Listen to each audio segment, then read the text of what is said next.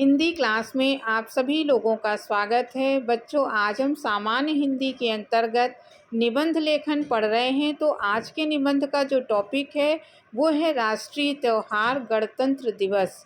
ये जो राष्ट्रीय त्यौहार के नाम से जो निबंध है ये बहुत ही इम्पॉर्टेंट है, परीक्षा में पूछा जाता है। आप इसमें गांधी जयंती भी लिख सकते हैं। जो राष्ट्रीय त्यौहार हमारे हैं गणतंत्र दिवस, स्वतंत्रता दिवस, गांधी जयंती। तो आज हम जो राष्ट्रीय त्यौहार के अंतर्गत पढ़ेंगे वो गणतंत्र दिवस को पढ़ेंगे। तो इस वीडियो को प्रारंभ करते हैं। सबसे पहले हम इसकी प्रस्तावना देखते हैं। तो बच्चों, इस वीडियो को आप आखिरी तक ज़रूर देखिएगा ताकि आपको ये निबंध अच्छे से समझ में आ जाए। और अगर आप इस तरह के और भी नए नए वीडियो देखना चाहते हैं तो चैनल को सब्सक्राइब कर लीजिए। आपके लिए लगातार ऐसे वीडियो बनते रहेंगे और आप तक पहुंचते रहेंगे। तो शुरुआत में प्रस्तावना से शुरू होगा निबंध। प्रस्तावना में जो भी निबंध का टॉपिक होता है उसे परिचय के रूप में एक पैराग्राफ में लिखा जाता है। तो इस निबंध का जो हमारा प्रस्तावना होगा वो है गणतंत्र दिवस भारत का प्रमुख राष्ट्रीय त्यौहार है। गणतंत्र दिवस प्रत्येक वर्ष 26 जनवरी को काफ़ी हर्षोल्लास के साथ मनाया जाता है। इसी दिन 1950 को हमारा संविधान लागू हुआ था। उसी दिन भारत सही मायने में गणराज्य बना। इस दिन देश भर में कई तरह के कार्यक्रम आयोजित किए जाते हैं। तो ये हमारा जो पहला पैराग्राफ था वो प्रस्तावना था कि किस तरीके से हमारा देश गणराज्य बना, कब बना, ये हमने संक्षेप में जाना। अगली जो आपकी हेडिंग होगी वो है भव्य कार्यक्रमों का आयोजन। हम जानते हैं कि गणतंत्र दिवस पे पूरे देश में तरह तरह के भव्य आयोजन किए जाते हैं। तो इस हेडिंग के अंतर्गत उन आयोजनों के बारे में आपको डिटेल से लिखना है। तो गणतंत्र दिवस पर देश भर में भव्य आयोजन किए जाते हैं। मुख्य कार्यक्रम देश की राजधानी दिल्ली में होता है।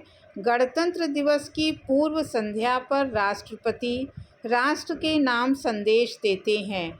इंडिया गेट, विजय पथ और नई दिल्ली में गणतंत्र दिवस का समारोह विशेष तौर पर आयोजित किया जाता है।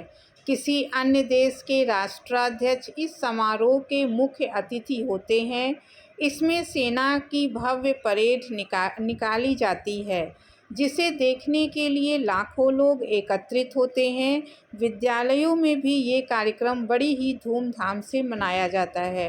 तो इसके अंतर्गत हमने देखा कि किस तरीके से इस कार्यक्रम को दिल्ली में और सभी राज्यों की राजधानी में, स्कूलों में, विद्यालयों में मनाया जाता है। ये हमें इसके अंतर्गत लिखना था। अब अगला आया गणतंत्र प्रणाली से लाभ। गणतंत्र को प्रजातंत्र और लोकतंत्र के नाम से भी जाना जाता है। इस प्रणाली के अनेक लाभ हैं। लोकतंत्र में राज्य की अपेक्षा जन को अधिक महत्व दिया जाता है। राज्य व्यक्ति के विकास में पूर्ण सहयोग करता है। यह जनता द्वारा चुना शासन होता है। प्रजातंत्र सही से कार्य करे, इसके लिए जनता का शिक्षित व समझदार होना आवश्यक है। तो गणतंत्र जो शासन है वो जनता का शासन होता है। तो ये गणतंत्र सही तरीके से चले तो हमारी जनता का समझदार होना आवश्यक है। ये हमको इस पॉइंट में लिखना है। अब अगला है अनेकता में एकता का संकेत। इस दिन पूरे भारत में खास तौर से सभी राज्यों एवं उनकी राजधानियों में रंगारंग कार्यक्रम आयोजित किए जाते हैं। कार्यक्रम का प्रारंभ राष्ट्रपति द्वारा झंडारोहण और राष्ट्रगान के साथ होता है। सभी राज्यों की झांकियां अपनी विविधता को लिए प्रस्तुत की जाती हैं। इसके बाद तीनों सेनाओं का उत्कृष्ट प्रदर्शन किया जाता है। ये आयोजन अनेकता में एकता का संदेश देता है। तो हमने देखा जो गणतंत्र दिवस का मुख्य समारोह होता है ये पूरे देश को एकता के सूत्र में बांधता है। तो ये आपको इस पैराग्राफ के अंतर्गत ये सारी बातें लिखनी है। अंतिम आपका पैराग्राफ है उपसंहार। उपसंहार निबंध का अंतिम पार्ट है, अंतिम हिस्सा है। अंतिम पैराग्राफ में आपको उस निबंध का जो निष्कर्ष है वो उसको एक पैराग्राफ में लिखना है। तो इस निबंध का उपसंहार देखते हैं। यह पर्व राष्ट्रीय एकता का प्रतीक है। यह सभी धर्म के लोगों को मिलजुल कर रहने का संदेश देता है। आज जो आज़ादी हमें मिली है वह हमारे वीर जवानों की देन है। हमें ये बात भूलनी नहीं चाहिए।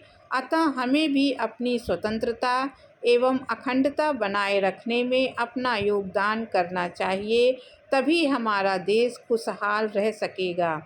अन्य संबंधित शीर्षक, तो ये पूरा निबंध आपका समाप्त होता है और ये निबंध और किसी भी नाम से पूछा जा सकता है। इसके और शीर्षक क्या हो सकते हैं, जैसे पहला गणतंत्र दिवस, इस नाम से पूछा जा सकता है।